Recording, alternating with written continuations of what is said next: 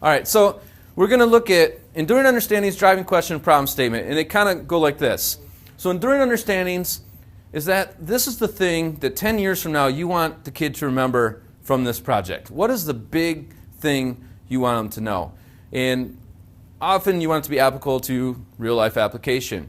So this big idea, this thing like, for example, someone's talking about the Holocaust, your enduring understanding might be, I want kids to be compassionate about genocide, something like that. So this big picture thing of where you want the project going.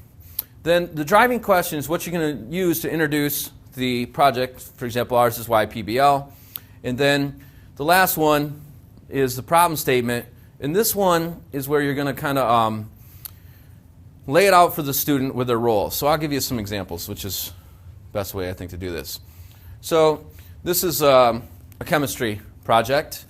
The enduring understanding is teacher wanted them to understand that groups of elements in the periodic table share common properties. So you all remember the periodic table.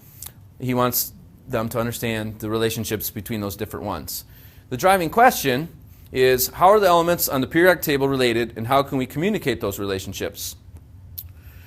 The problem statement at the bottom, and this really helps students give direction because that driving question hopefully makes them a little curious, makes them understand, but they don't know what to do with that. The project statement then says, how can we, and there's a role, creative scientists, personalize and I can't say it. Thank you. Thank you. Anthropomorphize the elements and groups on the periodic table to understand and communicate their properties. So this tells the students what they're going to do. So what they did for this project then is they had to create their own periodic table, and like he's got students doing SpongeBob ones or Pokemon ones or whatever. They take the periodic table and they make their own version of it and explain all the relationships between the different elements. Social studies example.